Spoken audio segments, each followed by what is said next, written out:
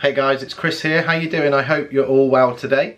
Just want to say a thank you to all of you that are subscribed to my channel already and are checking back in to watch this video. I really appreciate your support and your comments, especially all of you regulars who always jump back onto my channel and let me know what you think of my Mavic Pro aerial drone videos. Again, much appreciated.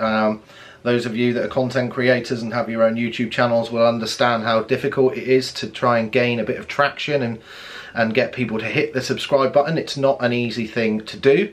I'm going to start trying to up my game a little bit in terms of the footage and the content that I produce with an objective of creating much more regular content as well. So again, thanks to all of you that are already subscribed. If you're new to my channel, hi on you Drone Boy. Go and take a look at some of my videos. I produce lots of content and vlogs with the Mavic Pro and document my outings with the kids and family and stuff like that. So if you like it, come and hit the subscribe button and also don't forget to hit the little bell notification and that way whenever I post up new content you will be notified immediately and you can come back and check it out. So anyway, today's video I thought I'd put together a bit of a tutorial because I get lots of questions on my YouTube channel and on my Facebook page, which by the way is facebook.com/hi-on-you-droneboy. If you haven't been there before, go and give that page a like as well. But I get lots of questions regarding my settings for the Mavic Pro in order to obtain really nice kind of cinematic, smooth looking shots.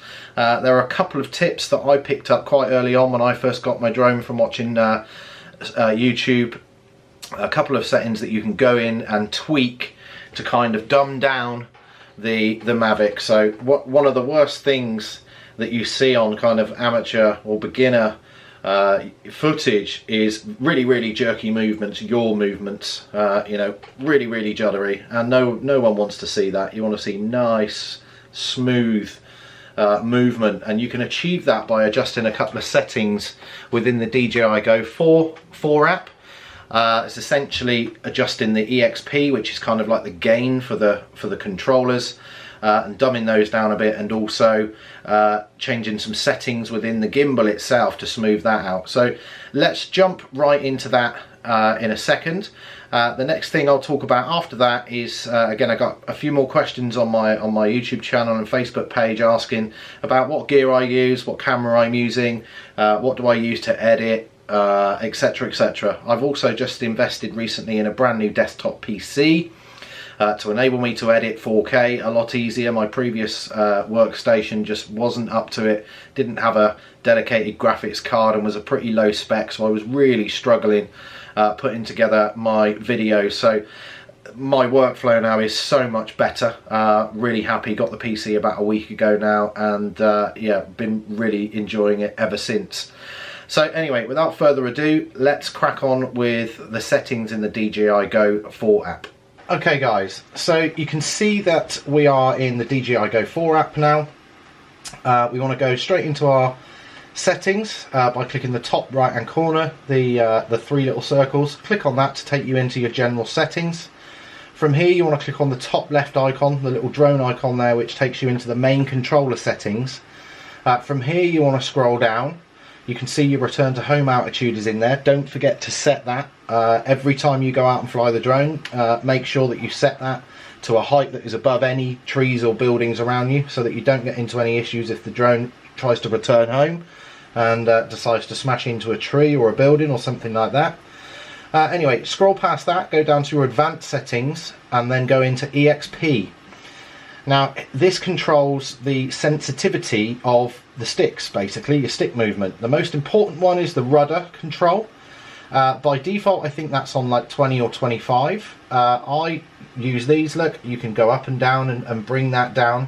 I find that 10 is a really good setting, smooths out the yaw movements considerably. And then the other thing I do is the forward, right, backwards and left, I bring that down to about 20. Some people go lower than that. It all depends on how smooth you are operating the sticks. I'm quite a smooth flyer, so I find that that kind of works for me. So those are probably the two most important. The next most important, if we click on the camera icon here on the left, that turns blue. takes us into our gimbal settings. If we go into advanced settings, the two key things here are the gimbal pitch speed and the gimbal pitch smoothness. The gimbal pitch speed is going to control the rate at which the gimbal goes up and down.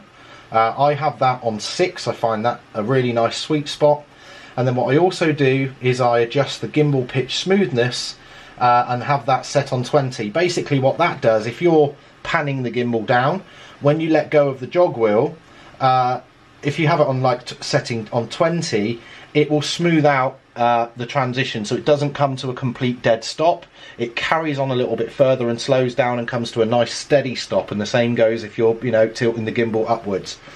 That's pretty much it. That's basically the key to getting nice smooth shots. But it doesn't, you still need to be a nice smooth flyer, nice small steady movements, gradual input on the sticks. If you stick to that, you've got the car keys there, basically, in terms of going out and getting some really nice cinematic footage.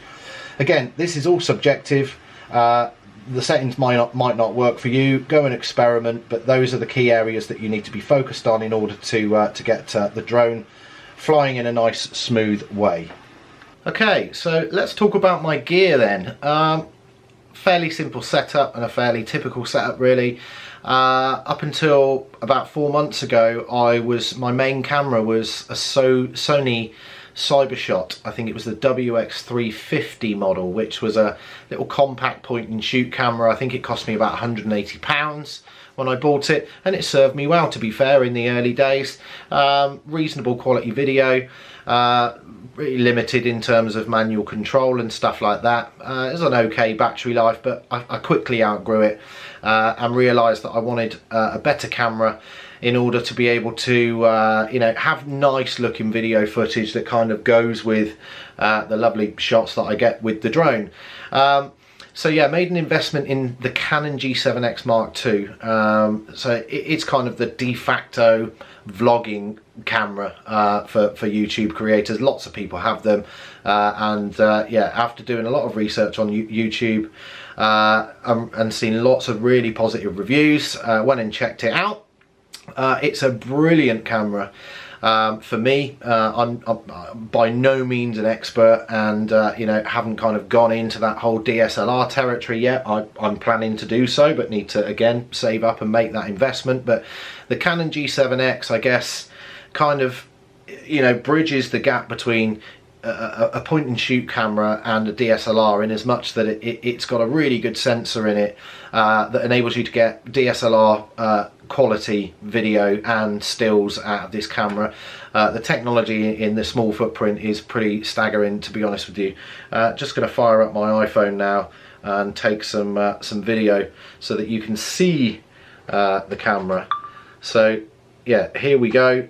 It's got a flip up screen, which again, for a vlogger, you spend most of your time with the camera pointing at you. It's really nice to have that screen as a reference so that you can see that you are in the shot and that things are in focus and stuff like that. So yeah, really pleased with this. Battery life is okay. I do need to get another battery, but overall it's a brilliant camera. It's very easy to use.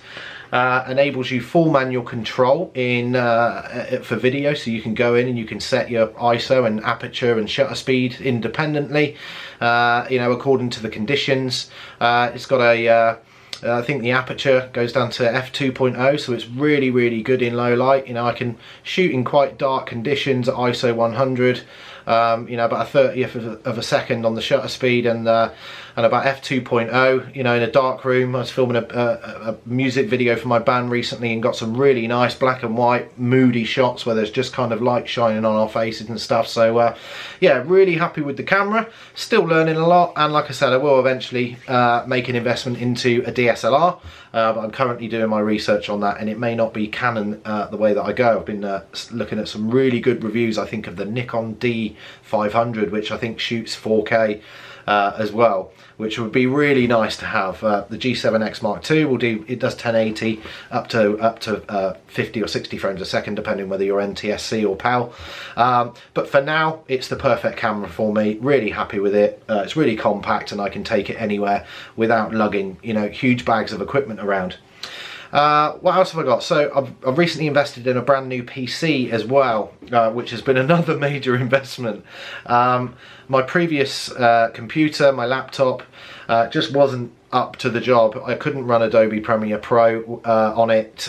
It just wouldn't, you know, you try to load a 4K video from the Mavic onto the timeline, it wouldn't even play it back, you know, hadn't even put any effects or anything on it yet. It just literally couldn't play it back. It didn't have a dedicated graphics card or anything, so it really struggled. And again, it was stifling my creativity, so I decided to make an investment into a nice beefy system, which I've got here. I'll just show you. So here it is. This is the HP Omen series desktop. This is actually a gaming desktop, but the spec is absolutely brilliant, and it turns out it's actually perfect for video editing as well. It features an Intel Core i7 quad-core processor, I think, which bursts up to about 3.4 gigahertz, which is plenty. You know, which is plenty. It's 16 gig of RAM, and it has an NVIDIA GeForce 1070 graphics card in there, which is a 4K card with multiple outputs on the back, so I can run up to full screens, up to 4K resolution on all of them. So it's proved to be a really good investment already. I shot my first video, I posted my first video online yesterday, which was at a wind farm near Swindon, where I edited on the new PC using Adobe Premiere Pro. I've got quite into color grading now, so I'm able to use LUTs and stuff like that to improve the footage, and managed to get a really nice cinematic grain kind of look going on in the footage there. So it's already paying dividends, and you know, I haven't even scratched the surface of it yet. You know, as you can imagine, you know, I used to use Adobe Premiere Elements, which is kind of like a Fisher Price version of Adobe Premiere Pro, and it served me well, to be fair, up till now. I've had the PC about a week, so as soon as I got it, I installed and subscribed to Adobe Premiere Pro, and I've been finding my way ever since. But it's a fairly kind of familiar interface, and I'm actually not finding it too difficult. There's obviously a long way to go yet in terms of really mastering that and being able to harness the full capability of it, which I will do in due time. But yeah, softly catchy monkey for now. The only other thing I would say, and this is more again with regards to the Mavic in terms of getting really nice shots. I'm not sure you can see this, but it's this is an ND filter. It's effectively like sunglasses for your Mavic camera. I bought the Taco series ND filter set, which comes with a UV filter and an ND4 up to an ND32 in a nice case. And they've been absolutely brilliant. I've heard the Polar Pro ones are really good. I'm not sure what the unique differences are, so I intend to get a set of those. So Polar Pro, if you're watching, if you want to send me a set of those, I'll quite happily do an unbiased review, compare them to the Taco. But yeah, they serve to effectively limit the amount of light that comes into the sensor on the Mavic on a really bright sunny day. So, you know, if there's no clouds in the sky and it's midday, you're in ND32 territory. You want to really reduce the amount of light that's going in. And why do you want to do that? You want to do that because you want the shutter speed of the camera to be double the frame rate that you're shooting in. So the Mavic 4K 24 frames per second, rounded up, you want the shutter speed to be around 50. That's the ideal place. That's where you'll get the most cinematic shots with a load of motion blur going on. That's kind of what we're used to seeing in Hollywood films and stuff like that. Yeah, you can only achieve that with an ND filter on a really bright day. And they just help to reduce glare. They give you better contrast and better colour in your shots as well. So yeah, check them out. Go and invest in a set of ND filters. That again will make a huge difference to the type of footage that you're able to capture. Anyway guys, I'm rambling on now. It's been really nice talking to you. I intend to up my game a bit now that I've got the capability to do so in terms of my tools and my camera and the drone and Adobe Premiere and all of that good stuff. So expect much better, nicer looking content from me, and I intend to start uploading content on a more regular basis as well. So again, if you haven't subscribed to my channel already and you like what you see, please hit the subscribe button. It's really tough in the early days, I think, trying to gain traction on YouTube and get lots of followers. Don't forget to hit the bell notification button as well. That way, every time I post a video, you will be notified and you'll be able to jump straight over and check it all out. Anyway, guys, nice talking to you. Fly safe, and I will see you guys next time. Cheers for checking in. Good night.